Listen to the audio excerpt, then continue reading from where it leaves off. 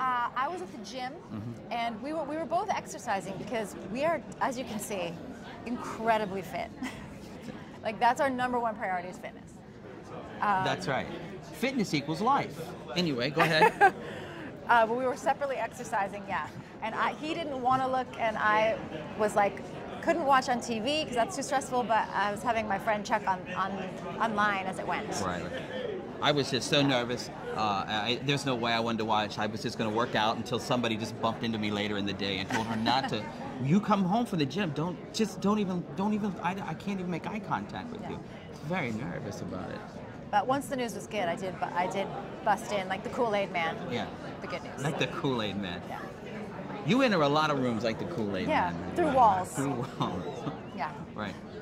Yeah. Anyway, so then we found out because you said it happened. Then it all went well, and we were like, the rest of the day was crazy. You don't even remember it.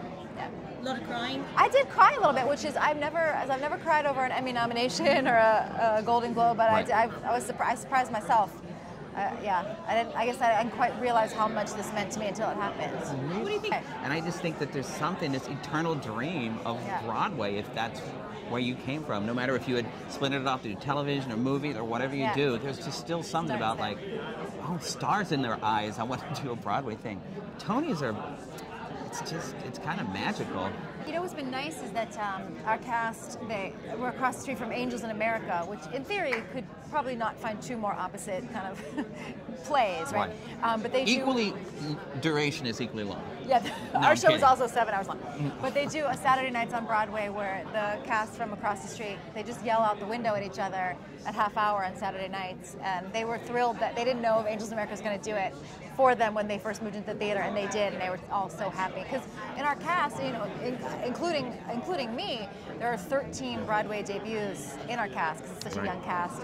And so every moment, everything, you know, meeting everyone. Everything touches them in a way like it's their first time for everything. Yeah, our it's actresses crazy. are here. They're excited to be here today, but they're also just really excited to see Andrew Garfield. Like everything's fresh eyes. Right. Well, it's unbelievable because I never would have imagined that I would be nominated in this category. I'm not known for my musical, ability. It's never really been in my wheelhouse. We were all on the plaza at Rockefeller Center because we were doing the Today Show yesterday morning. We were doing a number on the plaza, and so we had Katrina and I had a brief interview just prior to the number, and the hosts of the Today Show told us about, because none of us had our cell phones with us. This was in the 80s, and I came to see one of my first Broadway plays that I saw was Amadeus.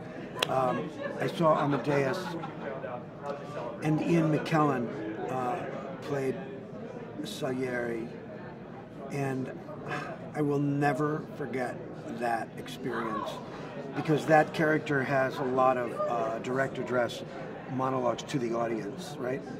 And I was just stunned by the kind of the presence and the control that he had, and the way he just seemed to hold the entire audience in his hand. I was in my bed. I was in my bed. I was looking at my phone, and I tried to be asleep, and I couldn't. And I remember looking at my phone. It was like 8:35, and I was like, okay, it would have happened. It would have happened by now. All right, I'm okay. And then, like a minute later, just boom, boom, boom, boom, boom. So much love, and my heart was racing, and my mom was so proud, and my little sisters were so proud. It's so cool. It's so cool. For some reason, I really like Aida. I think because it was one of the first shows I did as old enough to really understand what the magic of theater, and it just had a huge impact on me being a part of it.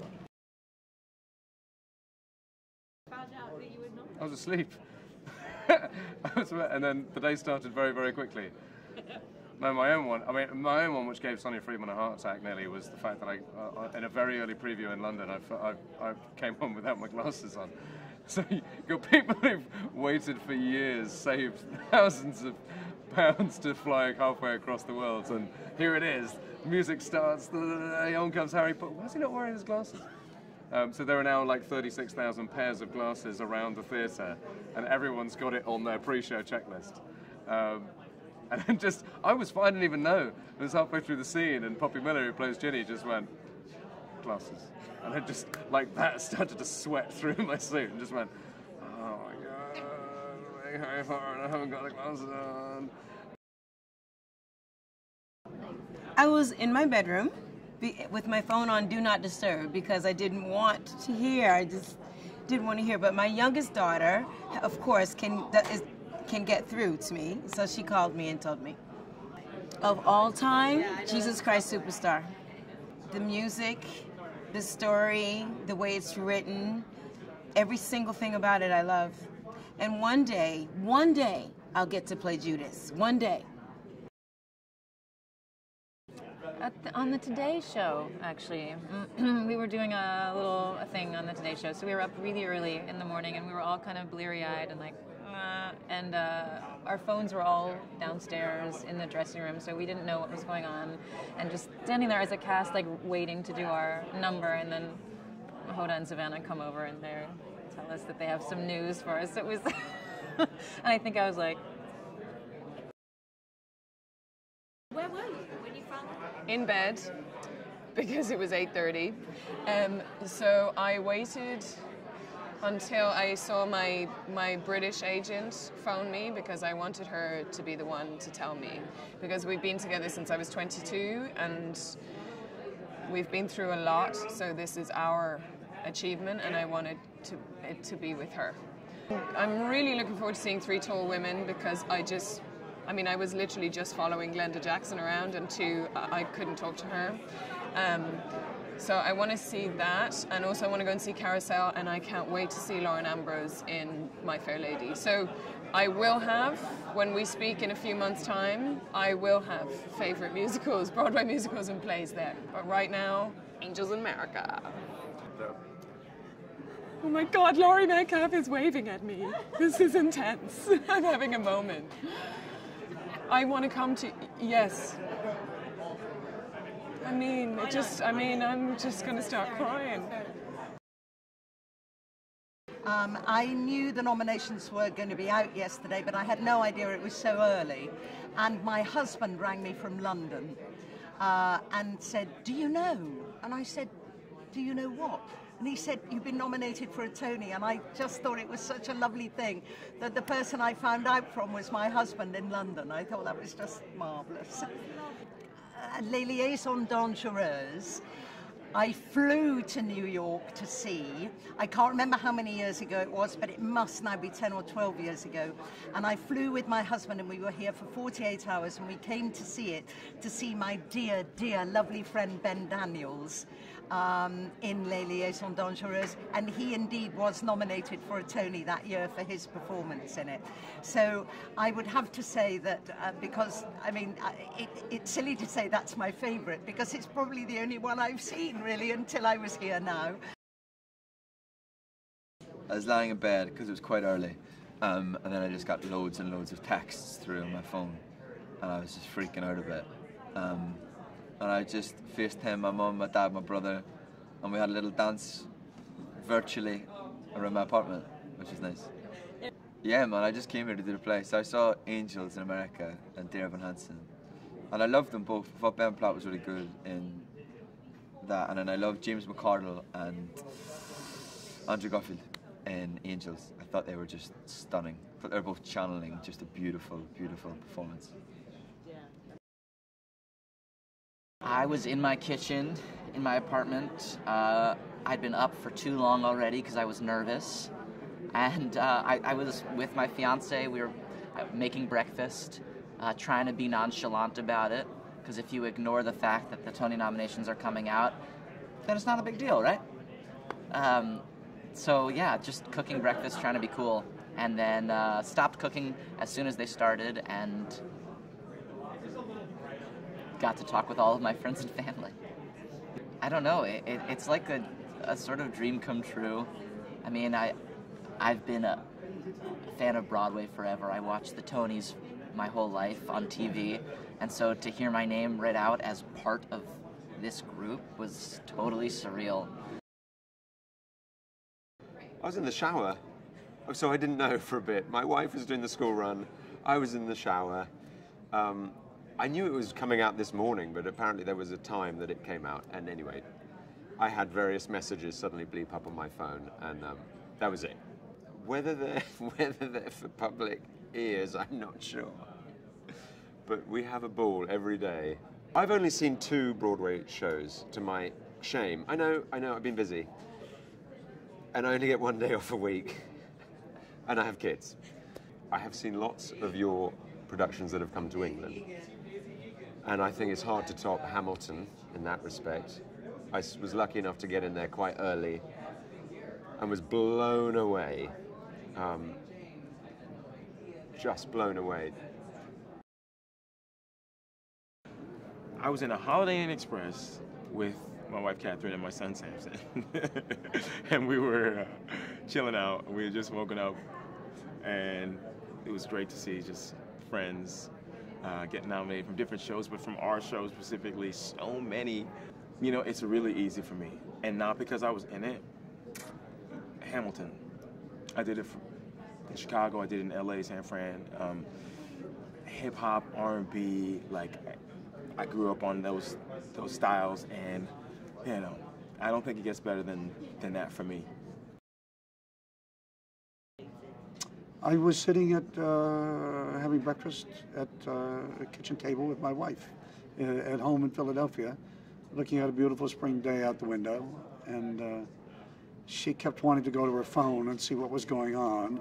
I wanted to eat my breakfast, and we got this call from my manager, who was just shrieking with excitement. So it was a nice way to begin the day. The best of all worlds. And I had a chance to see 2 plays that day.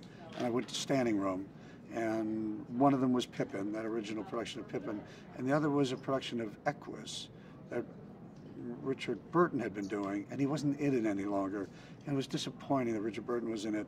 So I saw an actor named Anthony Hopkins, who was riveting. He was riveting. The play was extraordinary. And it was really the first great experience of a play of an actor that I had really seen. And that was something. Well, it's already come out. I was on the toilet. I truly was. And my friend Tamara was, I wake up late in the mornings, so it's about 9 o'clock, so it just happened. And I saw T's name come up in the phone. I was like, yeah, okay, it's just a friend. And they'd say, girl, you've been nominated, congratulations. I was like, what? The Tonys. I was like, oh my God, yes, I forgot that's today. Well, yesterday now, but it was a lovely, lovely thing. And what a lovely person, a friend, to tell me. It was perfect. It was perfect. Angels in America is a beautiful piece of work. I now understand why this is the opus that it is. I never saw it. I've always heard about Angels in America, but I've never seen a production of it. And so, yes, I would say yes, that's that one. I've enjoyed seeing. I was at home with my wife and my almost 3-year-old. She'll be 3 on May 8th. And we were just hanging out doing family stuff. And my wife said, hey, they're announcing the Tonys soon. And I was like, oh, right. So we flicked on the computer and went to the Tony site and watched the announcement. And it was surreal. It was great. I mean, we did a little celebration, family dance around the living room, and then it was a really wonderful way to share the news, was just being with my 2 favorite people, so it was great. I was alone in bed. I was gonna sleep through it, but I woke up at 6 a.m. I went to make a cup of tea in my kitchen and killed a cockroach. So in true New York fashion, I was, slumming it. I have a very clean apartment, by the way. Like, I'm a clean gay. Like, I'm not one of those dirty ones that has dishes out. And so I was shocked, and then I was like, this is a bad omen. Nothing's gonna happen. And then it happened. So, dreams are coming true. And then we had to do a show last night. Now we still do the show, but we get to sort of do it as Tony-nominated actors, which is unreal.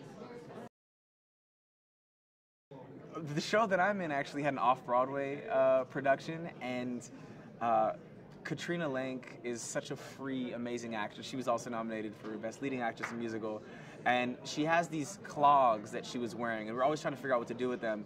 And one night she got a little happy with the clog, and as she kicked them off in one of our scenes, she kicked them onto an audience member. So that's a funny story for a nominee. And she just went with it, and in her accent, she was like, "Hey, please give this back to me." And then we just continued the play. Yeah, that's showbiz. Yeah. So I actually watched New York 1 yesterday because I wanted to see, I basically wanted to cheer on my colleagues, and I knew they were almost all going to be nominated.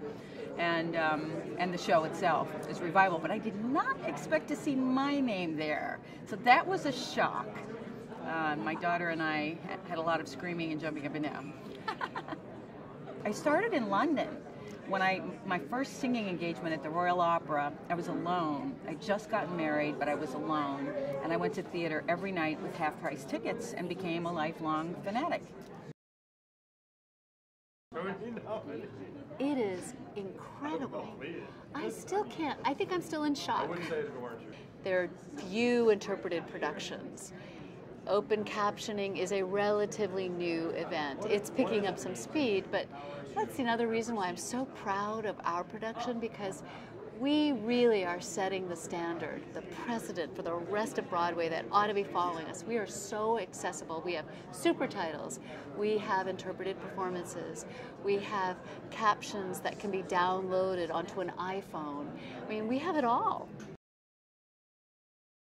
Well, I got a call from William Ivy Long, and he said, "Oh, I finally got you." And I said, "William, is something wrong?" Because he said, "Are you sitting?" I said, "No." He said, "Well, sit." And I said, "Okay, I'm sitting." And I said, "Did something happen? Is something wrong?" He said, "No, something good." And when he told me I was going to receive an award for Tony, it didn't sink in. I just went, "What? Say that again?" And he said it again, and I went, "Oh my goodness, oh my goodness," and I couldn't believe it.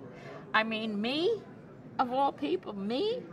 And when I hung up, I called my daughter, she's my everything, and at her office, and I said, "Bess, you're not going to believe this, and I think I have it right, but I'm going to get a Tony Award for my work in beading." And she yelled, she screamed, she says, "What?" And the producers, I did the Chrysler Building dress, and it got a standing ovation, stopped the show. And as of late, I did Frozen, and the big long cape with all the sequins, it's beautiful. And I did the Donna Summer show, which heavily beaded dresses, and that was fine. But that's the last thing I did, and